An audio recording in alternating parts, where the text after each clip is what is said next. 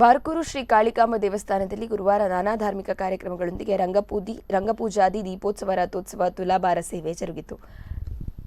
ನೂತನವಾಗಿ ನಿರ್ಮಾಣಗೊಂಡ ವಡೇರ ಹೋಬಳಿ ವೆಂಕಟರಮಣ ಆಚಾರ್ಯ ರಂಗವೇದಿಕೆಯಲ್ಲಿ ಪರಮಪೂಜ್ಯ ಶ್ರೀ ಕಾಳಹಸ್ತೇಂದ್ರ ಸರಸ್ವತಿ ಸ್ವಾಮೀಜಿಯವರ ಉಪಸ್ಥಿತಿಯಲ್ಲಿ ಧಾರ್ಮಿಕ ಸಭೆ ಜರುಗಿತು. ಮುಖ್ಯ ಅತಿಥಿ ಬೈಂದೂರು ಮಾಜಿ ಶಾಸಕ ಗೋಪಾಲ ಪೂಜಾರಿ ಮಾತನಾಡಿ, ನೂತನವಾಗಿ ಸಾಂಪ್ರದಾಯಿಕ ಶಿಲ್ಪಕಲೆಯೊಂದಿಗೆ ರಚನೆಗೊಂಡು ಅಷ್ಟಬಂಧ ಬ್ರಹ್ಮಕಲಶೋತ್ಸವಗೊಂಡ ಬಳಿಕ ಬಾರ್ಕೂರು ಕಾಳಿಕಾಂಬ ದೇವಸ್ಥಾನ ಮಹಾಕ್ಷೇತ್ರವಾಗಿದೆ.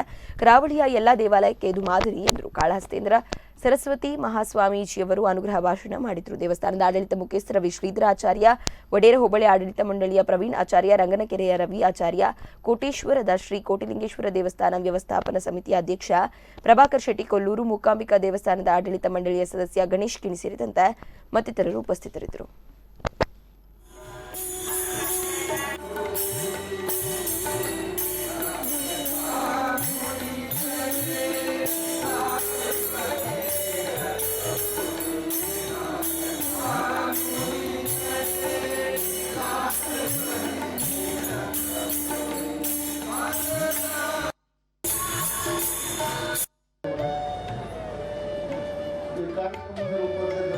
ಇವತ್ತು ಕಾಳಿಕಾಂಬ ದೇವಸ್ಥಾನದ ದೀಪೋತ್ಸವದಲ್ಲಿ ಭಾಗವಹಿಸುವ ಭಾಗ್ಯ ನನಗಿವತ್ತು ದೊರಕಿದೆ.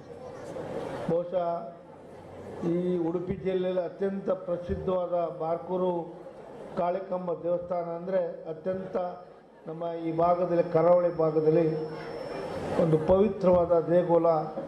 ನಾವೆಲ್ಲ ನಂಬ್ಕೊಂಡು ಬಂದಿರತಕ್ಕಂಥ ಸಣ್ಣ ವಯಸ್ಸಿಂದ ಅತಿ ಹೆಚ್ಚು ವಿಜೃಂಭಣೆಯಾದಂಥ ದೇವಸ್ಥಾನ. ಇವತ್ತು ಶ್ರೀಧರಾಚಾರ್ಯರ ಮೂಲಕ ನನಗೆ ಇಲ್ಲಿ ಬರಲಿಕ್ಕೆ ಅವಕಾಶ, ತಾಯಿ ಕಾಳಿಕಾಂಬೆ ಇಲ್ಲಿ ಬರುವ ಅವಕಾಶ ಶ್ರೀಧರಾಚಾರ್ಯ ಮೂಲದಿಂದ ಆಶೀರ್ವಾದ ನಾನು ದೊರಕಿದೆ. ಅದರಲ್ಲೂ ಸ್ವಾಮೀಜಿಗಳ ಆಶೀರ್ವಾದ ಇವತ್ತು ಸಿಕ್ಕಿದೆ.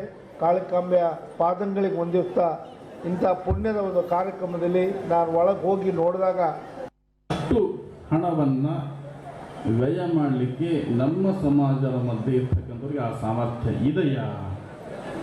ಹಣಬಲ ಇಲ್ಲ, ಇನ್ನು ಜನಬಲವಾದರೆ ಬೇಕು. ನಮ್ಮ ಸಮಾಜನ ತುಂಬ ಇರಬೇಕು. ಈಗಿನ ಪರಿಸ್ಥಿತಿಯಲ್ಲಿ ನಾನು ಹೇಳ್ತಾ ಇರ್ತಕ್ಕಂಥದ್ದು ಜನಬಲವು ಕೂಡ ಅಷ್ಟೇ ಇಲ್ಲ. ಜಾಸ್ತಿ ಒಂದು ಪಂಚಾಯತ್ ಅಲ್ಲಿ ಎಲೆಕ್ಷನಲ್ಲಿ ವಿನ್ ಆಗಲಿಕ್ಕೆ ಕೂಡ ನಮ್ಮ ಜನಸಂಖ್ಯೆ ತುಂಬ ಕಡಿಮೆ ಇದೆ. ಆ ದೃಷ್ಟಿಯಲ್ಲಿ ಹೇಳೋದಾದರೆ ರಾಜಕೀಯ ಬಲ ಬೇಕು.